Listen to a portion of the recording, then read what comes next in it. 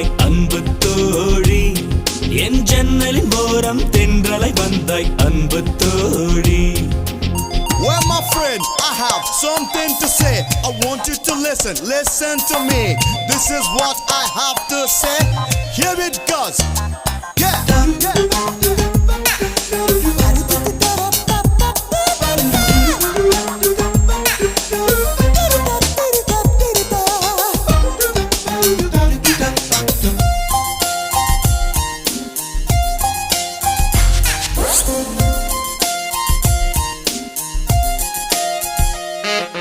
தாகம் என்று சொல்கிறேன், மரக்கன்று ஒன்றை தருகிறாய். பசிக்குது என்று சொல்கிறேன், நெல்மணி ஒன்றை தருகிறாய்.